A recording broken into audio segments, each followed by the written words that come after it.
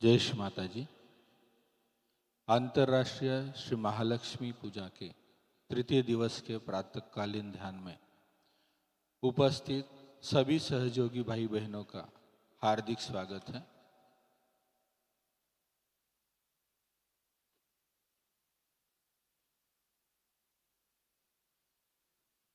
दोनों हाथ गोदी में, चित्त सहस्त्रार पे और दोनों हाथों से बहने वाले परम चैतन्य पे।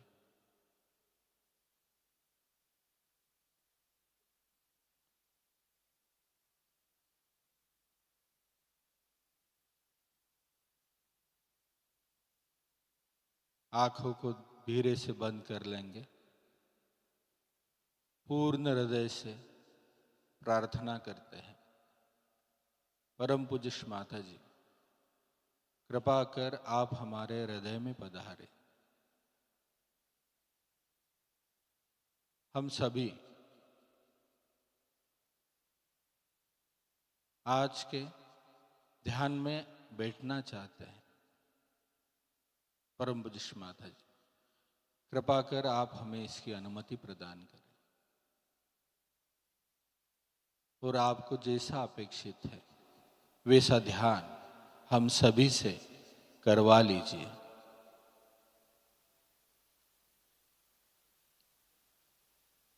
दोनों हाथ जोड़ के श्री माता जी को वंदन करते हैं और कुंडलिनी चढ़ा के बंधन लेंगे।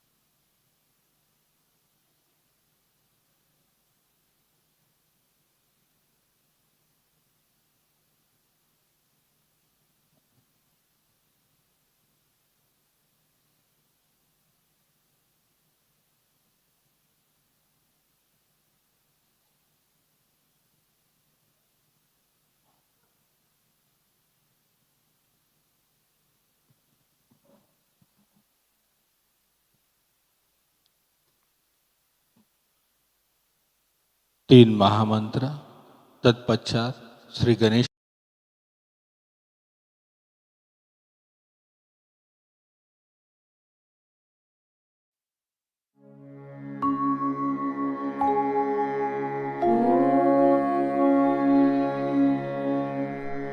त्वमेव साक्षात् श्री महालक्ष्मी महामाये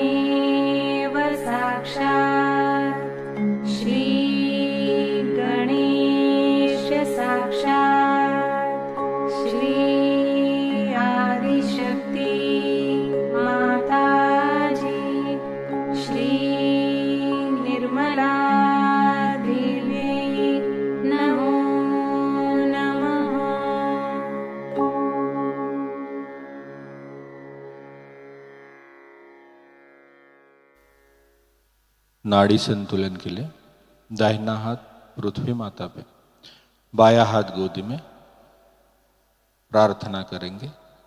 परम पूज्य श्री माता जी कृपा कर हमारे बाई ओर के सभी दोषों को पृथ्वी तत्व में विलीन होने दीजिए।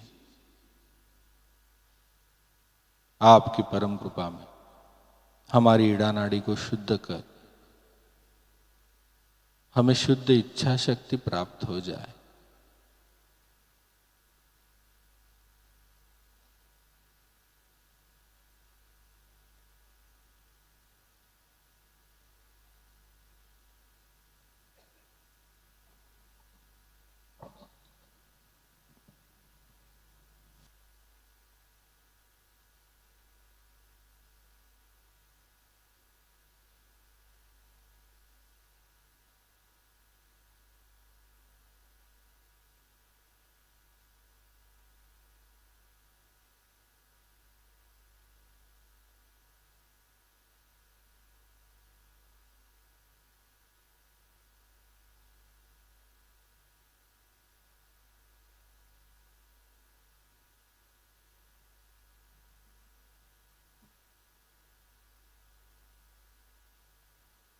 दाहिना हाथ गोदी में, बाया हाथ आकाश की तरफ।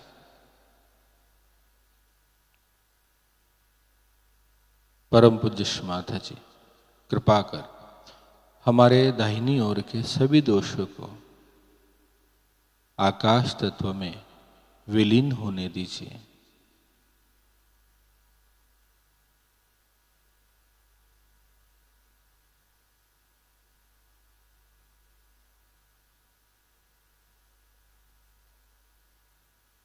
आपकी परम कृपा में हमारी पिंगला नाड़ी शुद्ध होकर हमें शुद्ध कार्य शक्ति प्राप्त हो।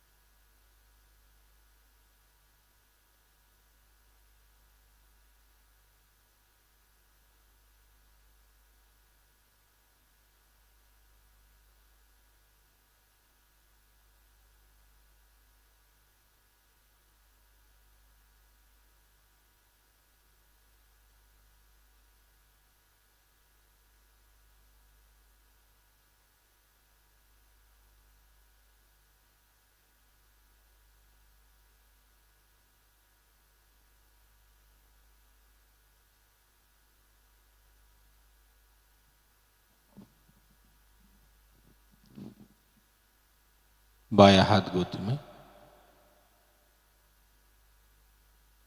पूर्ण संतुलन के लिए प्रार्थना। परम पूज्य श्री माता जी हमने स्वयं को आपके श्री चरणों में पूर्णतः समर्पित किया है। कृपा कर हमारे चित्त को शुद्ध कर इस वर्तमान में स्थित होने दीजिए।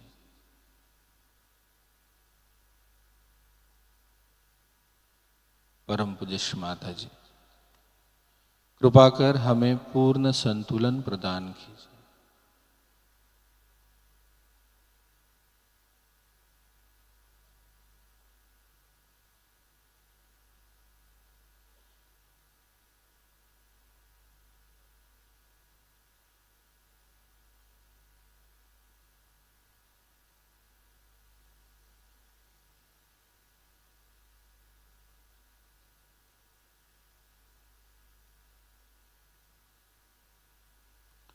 कुछ क्षण इस ध्यान की अवस्था में बने रहेंगे, फिर श्री माता जी की अमृतवाणी को ग्रहण करते हैं। आज की अमृतवाणी श्री महालक्ष्मी पूजा 1996।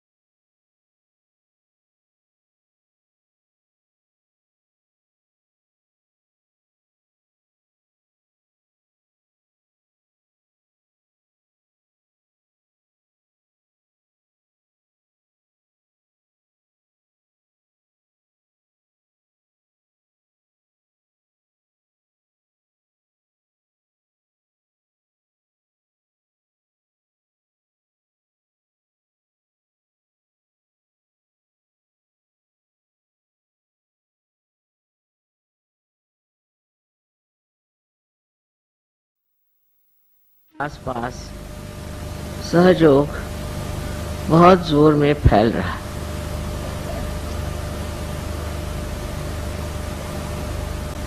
ये एक बड़ी आश्चर्य की बात है कि दिल्ली शहर राजधानी है और यहाँ अधिकतर लोग सत्ता लोलुप हैं। जो सत्ता पर है उनके आगे पीछे लोग दौड़ते हैं। लेकिन ये सब होते हुए भी अपनी आत्मशक्ति को खोजना, अपना आत्मबोध कराना और आत्म साक्षात्कार को प्राप्त होना, ये इच्छा रखना ही बहुत आश्चर्यजनक है। मुझे ऐसी उम्मीद नहीं थी, क्योंकि ये सूक्ष्म चीज है, अत्यंत सूक्ष्म है। ऊपरी तरह से हम हर चीज को बहुत मानते हैं। जैसे है, मैंने बहुत बार आपके सामने उदाहरण दिया कि एक सुंदर सा चित्र अगर आप देख रहे हैं और उस चित्र में बरसात हो रही है, बहुत सुंदर फूल हैं, पक्षी उड़ रहे हैं और आप चित्र को देख के बहुत खुश हो रहे हैं। लेकिन उस चित्र की जो अनुभूति है वो आप में नहीं, इसलिए उसकी अनुभूति लेने की आवश्यकता है। और अनुभूति लेने के लिए एक बहुत सूक्ष्म विचार चाहिए। वो सूक्ष्म विचार आपके अंदर जागृत हो गया, यही कमाल है कि हमने अभी तक यथार्थ को पाया नहीं, हमने अभी तक असलियत को पाया नहीं। कोई न कोई ऐसी चीज है जिसके पीछे हम भागते हैं, उसमें सत्य नहीं है। और इस प्रकार मनुष्य कहां से कहां भटक जाता है। बाह्यता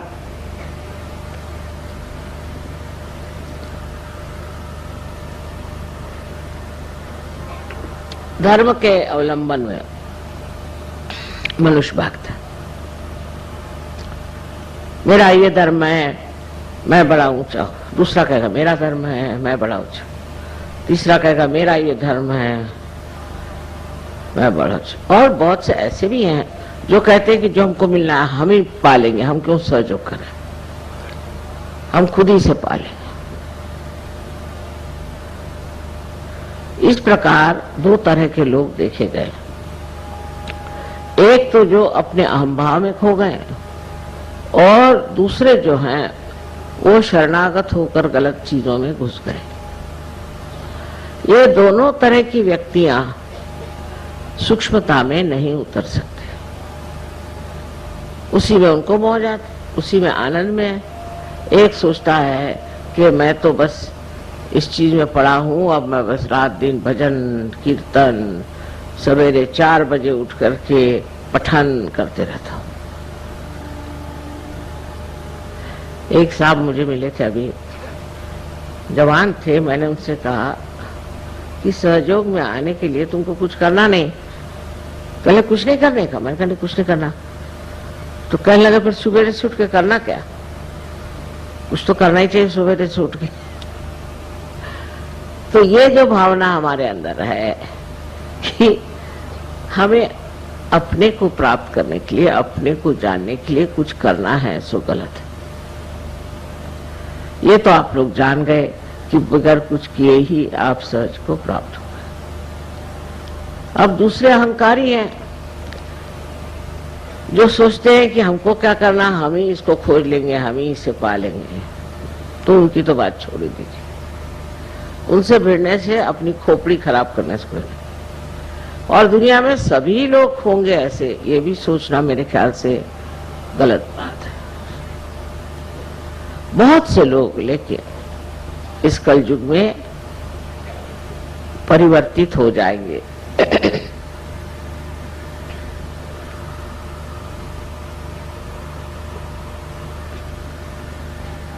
क्योंकि ये परिवर्तन का समय, इस समय में परिवर्तन होगा ही, आप चाहें या न चाहें। किंतु चाहने पे इस परिवर्तन की जो सूक्ष्मता है उससे आप पकड़ लेंगे।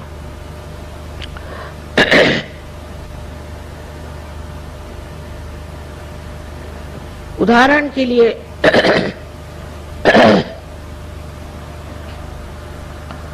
मैं कहूंगी कि रशिया देश, जो कि भगवान के बारे में कुछ नहीं जानता था, जिसने परमात्मा का नाम भी नहीं सुना था और ना उनको परमात्मा की बात करने की इजाजत थी, न ही कोई वो धर्म की बात जानते थे,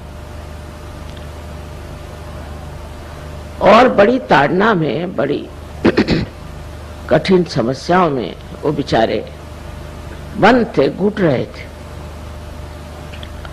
उस घुटन में उनमें कौन सी ऐसी बात हो गई जो वो सहज में उतर गए?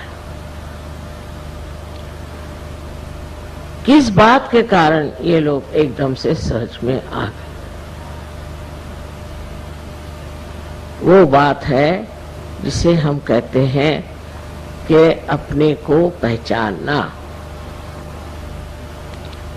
इसको अंग्रेजी में इंट्रोस्पेक्शन कहते हैं। हम अगर ये समझे बैठे कि हम परिपूर्ण हैं तो कार्य नहीं हो सकता। हमको ये देखना चाहिए कि हमारे अंदर कौन से दोष हैं, और सहयोगी होने के बाद भी ये देखना अत्यावश्यक है। सहयोग फैल रहा है, फैलती हुई चीज फट भी जाती है, और जो हमारे अंदर सूक्ष्म से सूक्ष्म ऐसे दोष हैं वो पकड़ लेते हैं। मैं इस बार आई तो सुना कि नोएडा के जो गाने वाले थे उनमें 2 भाग हो गए। फिर सुना कि नोएडा में भी 2 ग्रुप हो गए, फिर और जगह भी ऐसे 2 ग्रुप हो गए, कहीं 4 ग्रुप हो गए, कहीं 5 ग्रुप। ये बहुत खतरनाक चीज है। अब ग्रुप कैसे बनते हैं इसको बारीकी से देखना चाहिए। ईसा मसीह ने कहा था कि बिवेयर ऑफ मर्मरिंग सोल। कुछ लोगों की आदत होती है कि वो कुछ न कुछ किसी के दोष देकर बोलना शुरू कर देते कि उनका ऐसा है, उनका वैसा है। फिर 4 और इकट्ठे हो जाते हैं, फिर 10 और इकट्ठे हो जाते हैं। आप दूसरों का दोष देखने के लिए अगर आए हैं तो बेहतर है आप किसी न्यूज़पेपर में चले जाइए। यहां तो आप अपने को पूर्णतया एक आत्म साक्षात्कारी बनाने के लिए आए। तब अपने ही दोष देखना ठीक है, क्योंकि अपने दोष हम ही ठीक कर सकते हैं, दूसरे तो ठीक नहीं कर सकते। दूसरों के दोष देखने से हमारे दोष कैसे ठीक होंगे ये मेरी समझ में नहीं आता। इसलिए इस तरह की जो एक विशेष तरह की हस्ती होती जिसे मर्मरिंग सोल कहा गया, जो दूसरों के बारे में बताते रहते हैं। मेरे सामने भी चलता है, उन्होंने ऐसे किया, उन्होंने वैसे किया, उन्होंने, आपने क्या किया?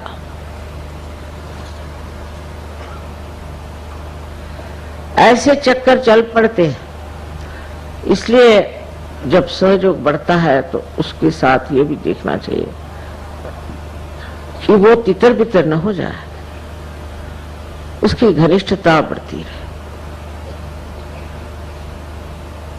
हमारे अंदर एक और बड़ी विशेषता है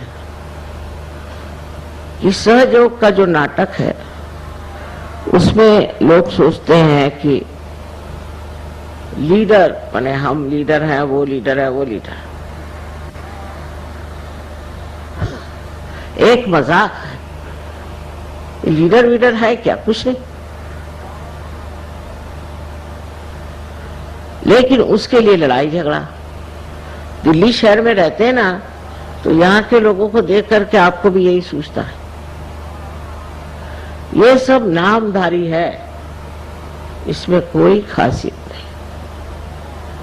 मेरे कान पर बहुत सी बातें आई जिससे बड़ा दुख हुआ कि ऐसे बेकार चीजों में लोग अपना समय बर्बाद कर रहे हैं।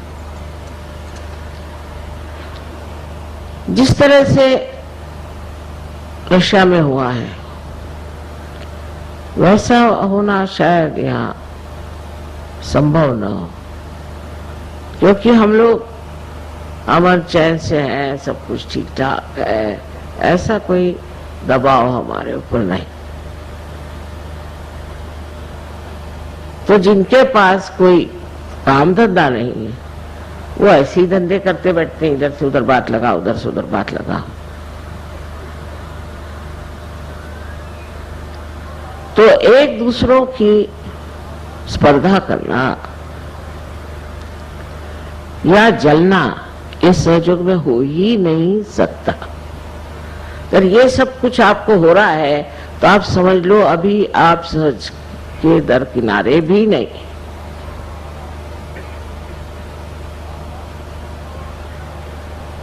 अपनी ओर नजर करके देखिए कि आप क्या क्या गंदगी इकट्ठी किए हुए हैं, जिनकी सफाई होना नितांत आवश्यक। अपना देश तो मशहूर है कि हम लोग बहुत झगड़ालू हैं, आपस में झगड़ते ही रहते हैं, कभी एक दूसरे से पटती नहीं।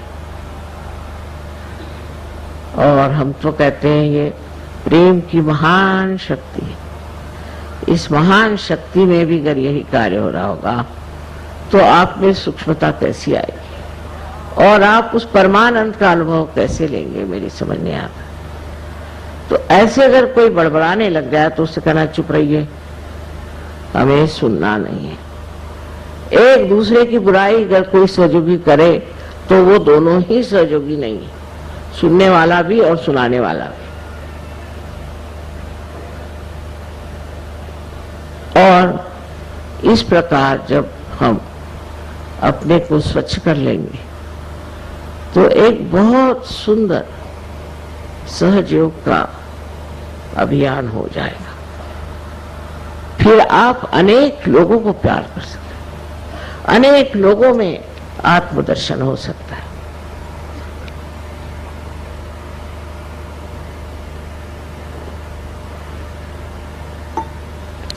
अब अपनी जिम्मेदारी को आप समझें। आज संसार में रोज अखबार पढ़िए तो रोना ही आता है, क्या न क्या गड़बड़ हो रही है, हर तरफ से कैसा आतंक मचा।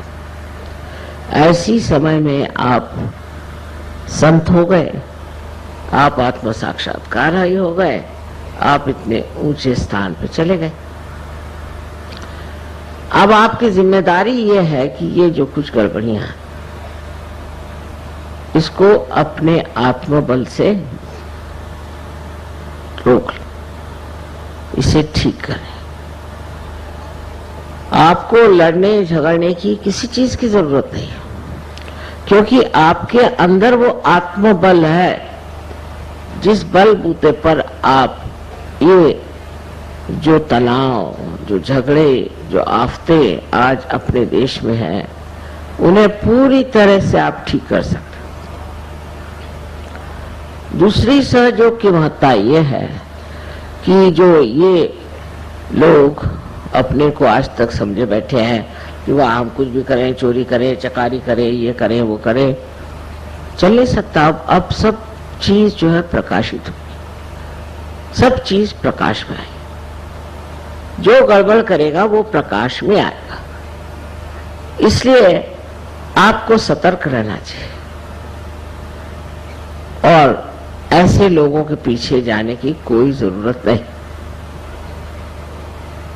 धर्म का मतलब सिर्फ इतना ही नहीं कि धारणा करना और आप साधु बाबा बन के और समाधि लगा के बैठ गए, बिल्कुल ये सहयोग में मतलब नहीं, और जगह होता हो। लेकिन धर्म का मतलब ये है कि जो धर्म आपने धारण किया, जिस धर्म के कारण आपके अंदर इतनी विशेषताएं आ गई, जिसके कारण आज आप आनंद विभोर हैं, वो धर्म भी दूसरों में बांटे और इस धर्म के अपने माध्यम से दर्शन दें। आपको देखकर लोग कहें कि ये कोई विशेष है। लेकिन आप अगर और लोगों की तरह ही आपसी लड़ाई और तमाशगिरी करें तो कौन मानेगा कि आप सहयोगी हैं? आपकी शांति, आपका औदार्य और आपकी सहिष्णुता सब कुछ एक साथ देख करके कोई भी अचंभे में पड़ेगा। और आपके अंदर सारी शक्तियां हैं, आपको हाथ चलाने की जरूरत नहीं, कुछ कहने की जरूरत नहीं। करने वाले बहुत बैठे हो, आप जानते हैं इस बात को, और वो जो करने वाले हैं वो सब कर बैठेंगे, सिर्फ आप शांतिपूर्वक अडिग देखते मात्र रहें। सारा नाटक आप देखते रहें जो आप कर सकते हैं। तो एक तरफ तो अपनी ओर नजर होनी चाहिए कि मैं क्या कर रहा हूं, मैं कौन से गर्त में घुसा जा रहा हूं, ये चार लोग बड़बड़ा रहे हैं, मैं इन्हीं के साथ लग गया हूं क्या?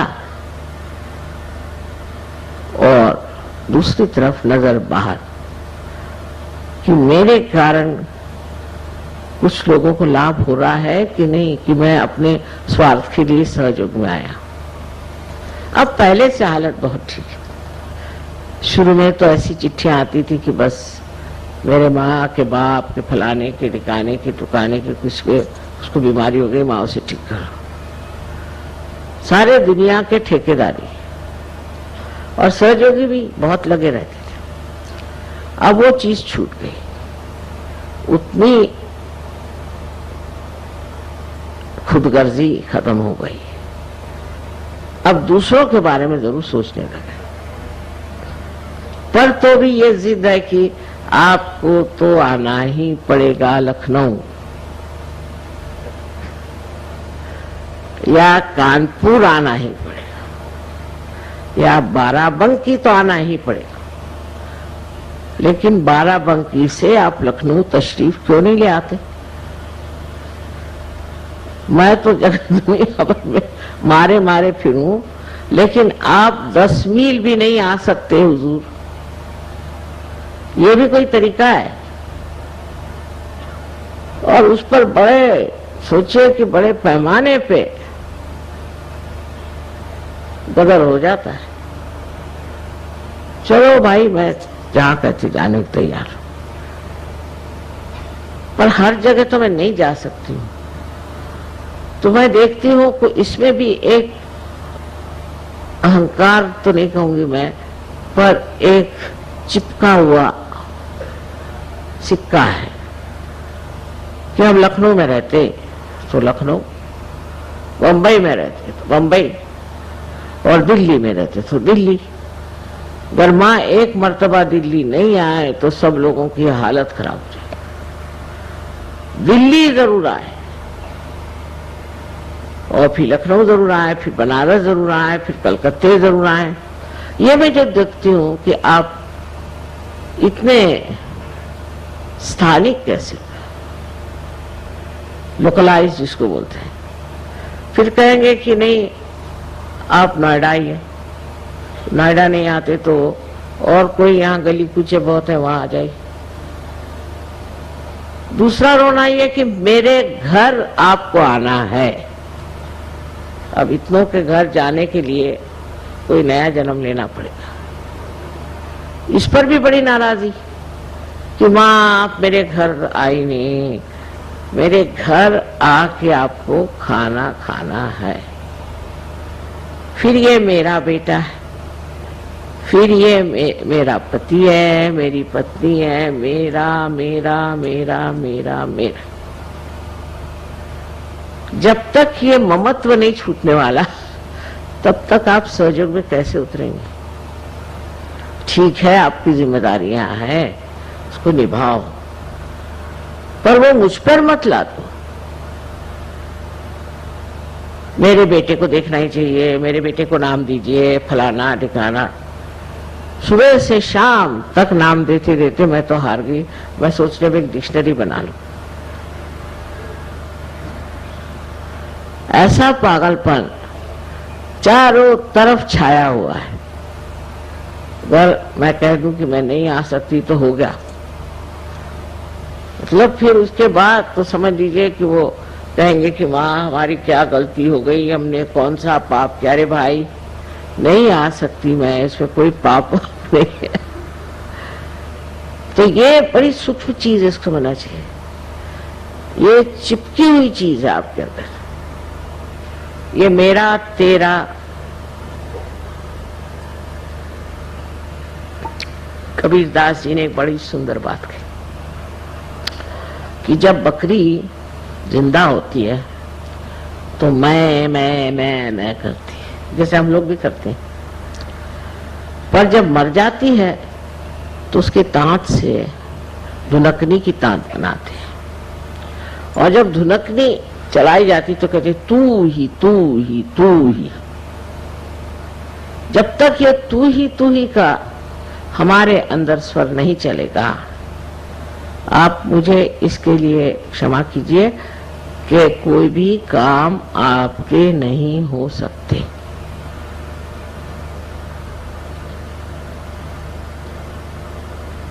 अगर आप करके सब दिखा सकते हैं तो कर लीजिए, पर अगर आप उस पर छोड़ने की क्षमता रखें और कहें तू ही तू ही तू ही, तो वो तो करके दिखाई देगा। और जिसने इसका अनुभव किया वो तो तू ही भी नहीं कहता, वो जानता है कि वो है। ऐसे काम बनते हैं कि मुझे एक साहब बता रहे थे कि रोज कम से कम 20-25 मिराकल्स घटित होते हैं हमारे साथ। तो अब सोचने की बात क्या रही, जब आप परमात्मा के साम्राज्य में आ गए, पूरी तरह से आपको ये विश्वास कर लेना चाहिए कि एक आप बहुत महत्वपूर्ण नागरिक हैं उस साम्राज्य के जहां पर सारे देवदूत आपके शरण में हैं। जो कुछ भी कमी हो उसे वो पूरी कर देते, लेकिन उसका देखना भी आना चाहिए, उसकी दृष्टि भी होनी चाहिए। अगर आपके ऊपर हजारों ऐसे नजारे उतारे जाएं और आप देख ही नहीं सकते तो फायदा क्या, अंधों को दिखाने से फायदा क्या। इस प्रकार के आप सबको अनुभव आए, लेकिन सबसे बड़ा अनुभव यथार्थ का। यथार्थ माने वास्तविकता। यह अनुभव जितना सूक्ष्म है उतना ही वो विस्तार पूर्वक है। यथार्थ में जब आप देखते हैं तो आपको दिखाई देगा कि आप कोई छोटे नहीं हैं, और आप बिल्कुल छोटे भी हैं और तो भी आप सारे आकाश में समाये। जैसे कि एक बूंद समुद्र में मिल जाए तो वो क्या देखती है कि वो समुद्र हो गई। अब समुद्र जहां जाए, जहां ले जाए, जो करे उसके साथ वो घूमती रहती, भटकती रहती, नाचती रहती। उसको अपना अस्तित्व ही जब नहीं रह गया तो वो झगड़ा किससे करे। और क्यों करें? जो हमारी जिंदगी थी उससे हम बहुत बेहतर हो गए, ये तो बात माननी पड़ेगी, इसमें तो कोई शक नहीं। लेकिन अभी थोड़ा सा रास्ता और तय करना है। पहले तो अपने ममत्व को देखो। इस ममत्व के कारण अनेक प्रश्न खड़े हो जाते हैं।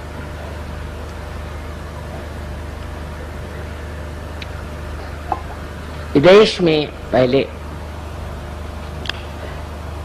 माँ बाप बच्चों की कदर नहीं करते थे, बिल्कुल नहीं।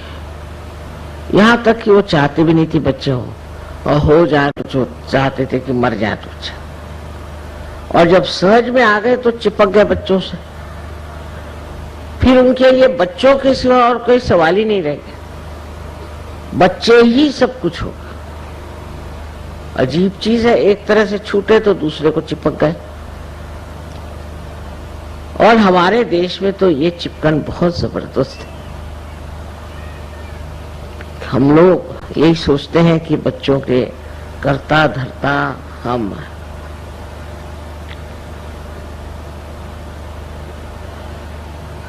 इसको समझ लेना चाहिए कि संसार को चलाने वाले परमात्मा और उनकी परम शक्ति, वो सब इस आपके बच्चे परिवार सबको देख रहे हैं। उनसे अच्छा तो आप नहीं देख सकते, तो आप क्यों बेकार में परेशान हैं? बार बार आप पूछेंगे भाई बच्चा कैसे है, बच्चे की हालत कैसी है, फिर बच्चे से कोई बचा रहा तो फिर बीवी, फिर पति, फिर अम्मा, ये ऐसे ऐसे रिश्तेदारी है। उसका निबाह करना दूसरी बात है, पर उसमें बह जाना दूसरी बात है।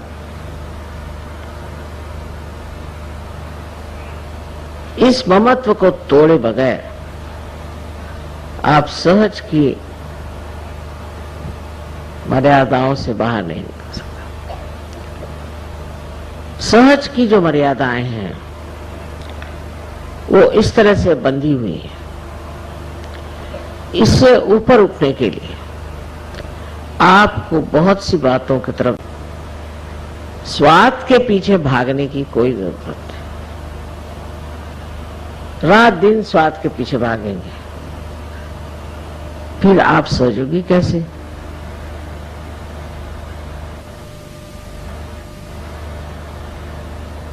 कोई भी बात करने से आपको आत्मानंद की अनुभूति होनी चाहिए। सो कैसे? हर एक चीज की ओर आप ऐसे देखें जैसे कोई एक नाटक देख रहे हैं। ये सारा नाटक, और ये नाटक चल रहा है, देख रहे हैं आप। कभी मजाकिया बातें हो रही, कभी कुछ और बातें हो रही। आपका कुछ लेना देना इससे नहीं। आप देखते हुए हंस रहे हैं, देखते हुए रो रहे हैं, बस। लेकिन इसके अंदर आपका कोई भी समावेश नहीं है। आप बाहर से इसे देख, तो आप आश्चर्य करेंगे कि आप जल्दी से किसी भी चीज को क्षमा करते हैं। कल एक साहब ने बताया कि माँ ये अभी सिगरेट पीते, उन्होंने सोचा कि मैं बिगड़ूंगी। मैंने कहा नहीं ठीक है, सिगरेट आसानी से नहीं छूटती। लेफ्ट विशुद्धि अगर हुई तो उससे सिगरेट पकड़ी जाती। उनकी लेफ्ट विशुद्धि तुम ठीक करो, देखो उनकी सिगरेट छूट जाए। तो सारी दृष्टि ही ऐसी बदल जाती है कि जिससे आदमी सोचता है कि इसको किस तरह से सुधारा जाए, क्या ठीक किया जाए, किस तरह से बनाया जाए, किस तरह से जोड़ा जाए। एक तरह की जो आज तक बुद्धि हमारी विश्लेषण एनालिसिस को करती थी, वो सिंथेसिस, वो सब जोड़ने की क्रिया करती। और उस जोड़ने को जो हम चाहते हैं, पूरी तरह की मदद परमात्मा से मिलती है। आप समझ लीजिए कोई आकर मेरे पास किसी बुराई करता, एक बार ये तो हमारी आदत कभी कभी छूटती नहीं ना, तो मेरे पास भी आके बताते हैं वो आदमी ऐसा वैसा, तो कुछ थोड़ा झूठी हो मैं उससे कहती हूँ, अरे भाई वो तो तुम्हारी तारीफ ही तारीफ कर रहा था।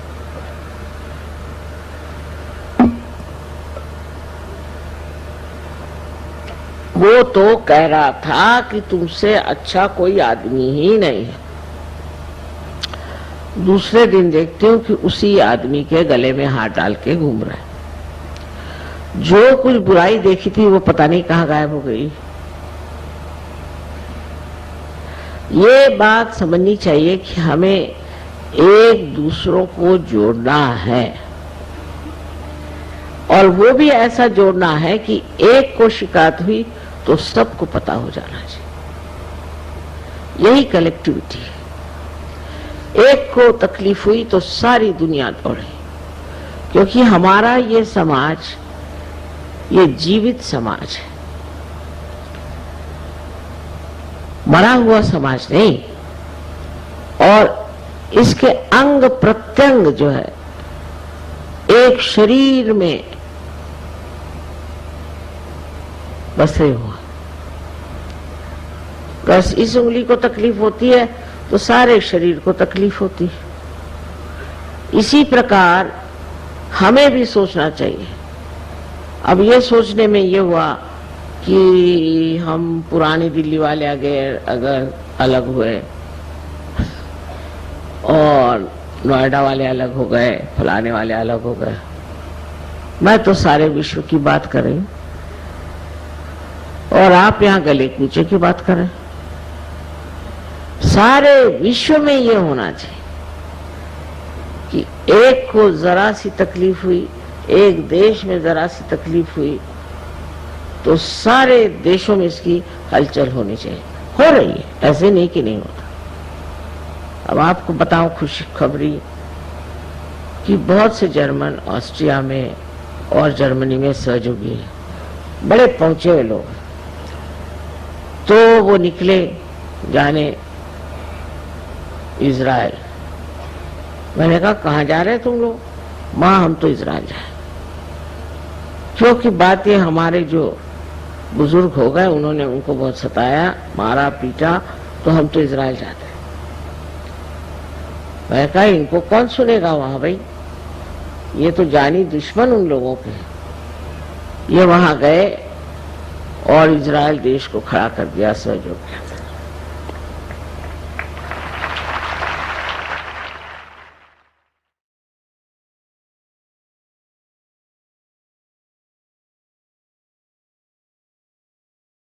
कर चित्त को पुनः सहस्त्रार पे स्थापित करते हुए इसी ध्यान की अवस्था को बरकरार रखेंगे।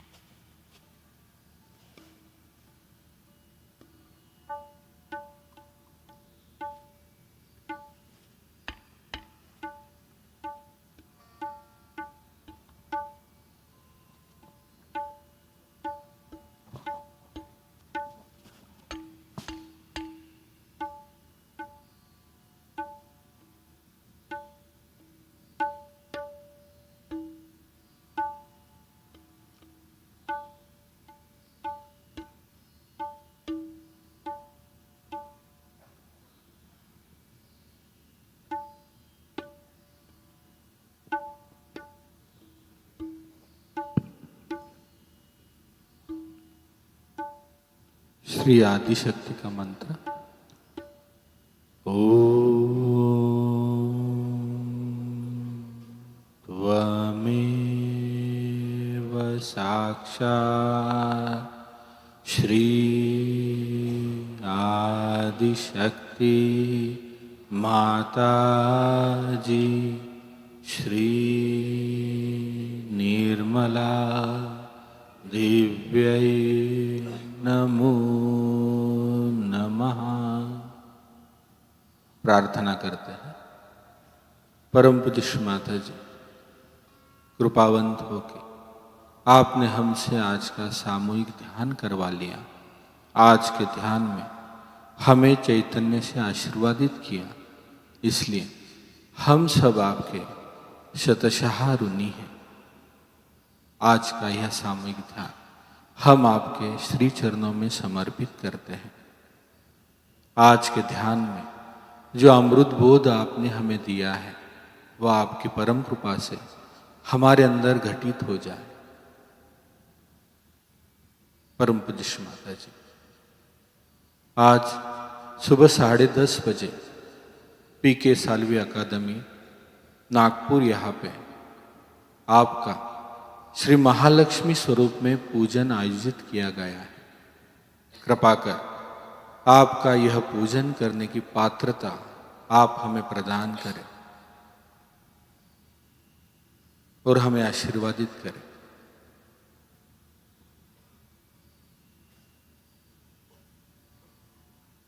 श्री माता जी को वंदन करते हुए कुंडलिनी चढ़ा के बंधन लेते हैं।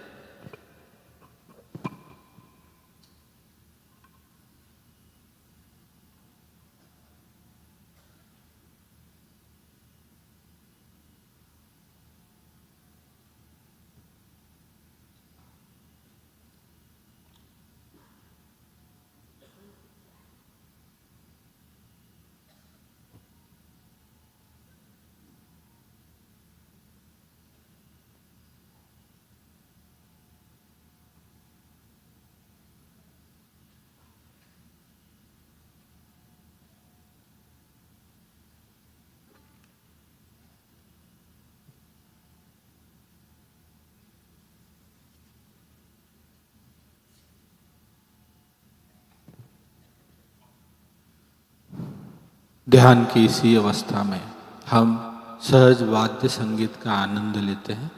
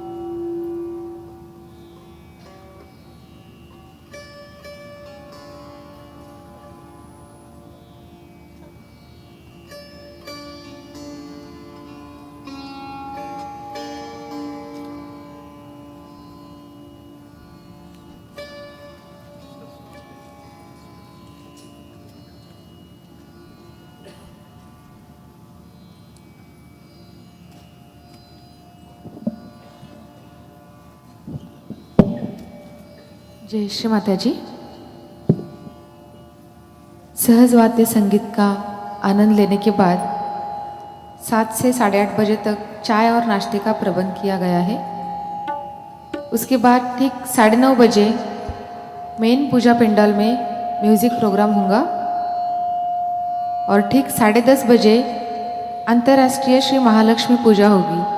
तो सभी से विनती है कि मेन पूजा पंडाल में ठीक 9:30 बजे आए और 10 बजे के बाद अपनी स्थिति बनाए रखें।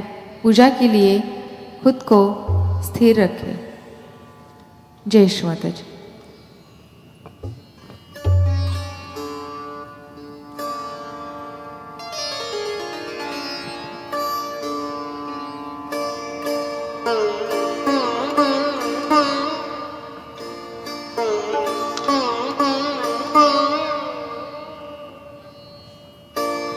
जय श्री माता जी। वनडे का रजिस्ट्रेशन जो है पार्किंग एरिया में होगा। आज जो लोग भाई रेल स्टेशन, एसी स्टैंड या एरोड्रम जाना चाहते हैं, कृपया वो अपना नाम दर्ज कर ले। और इसकी ट्रांसपोर्ट की व्यवस्था की गई है। ये व्यवस्था अपने सेमिनार ऑफिस के बगल में काउंटर लगाया हुआ है।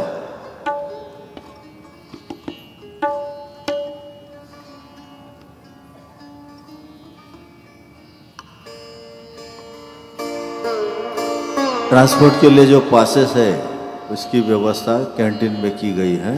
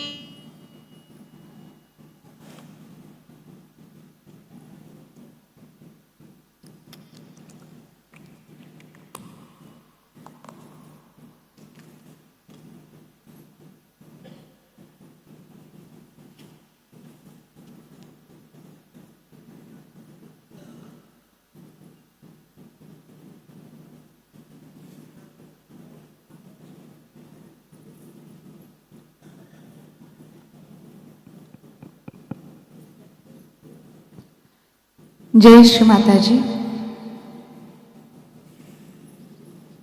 ध्यान के इस आनंद के बाद हम चाय और नाश्ते के लिए जाएंगे और ठीक 9:30 बजे मेन पूजा पेंडॉल में संगीत का आनंद लेंगे और अपना स्थिरता प्राप्त करने के बाद महालक्ष्मी पूजा ठीक 10:30 बजे शुरू होगी। उसके लिए हम सब तैयार रहेंगे। पूजा 10:30 से 2 बजे तक रहेगी। 2 बजे महाप्रसाद के लिए डाइनिंग हॉल में जाना है। उस समय महाप्रसाद लेने के लिए अपना पूजा पास अत्यावश्यक है। 1 दिन का पूजा पास, उसका रजिस्ट्रेशन पार्किंग में उसका प्रबंध किया गया है। जिन सहजी भाई बहनों को ट्रांसपोर्ट की सुविधा चाहिए, ट्रांसपोर्ट के पासेस डाइनिंग हॉल में अवेलेबल है।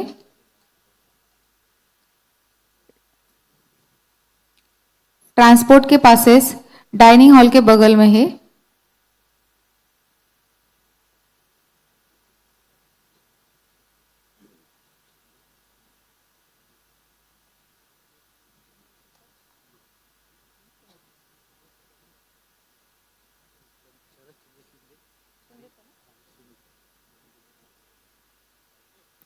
जय श्री माता जी।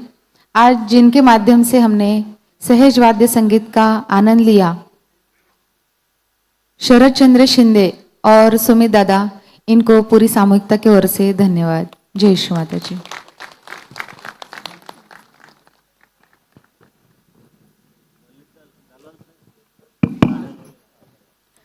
Jai Shri Mataji.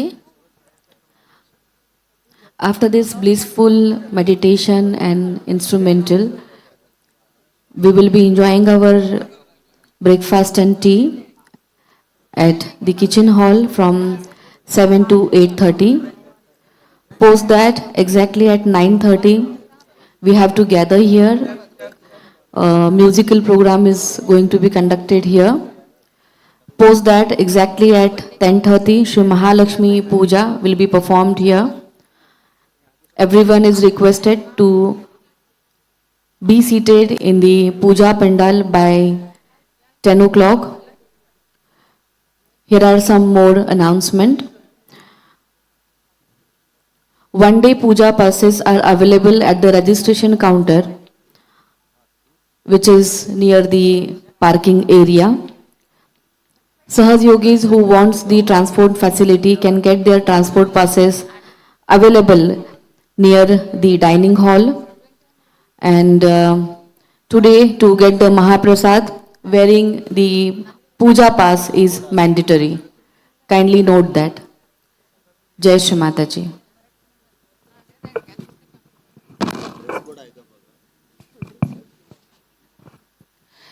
जय श्री माता जी। अभी थोड़ी देर पहले लेडीज बाथरूम से एक फास्ट ट्रैक का चश्मा गुम गया है। अगर किसी को मिले तो लॉस्ट एंड फाउंड काउंटर पे जमा करें। जय श्री माता जी।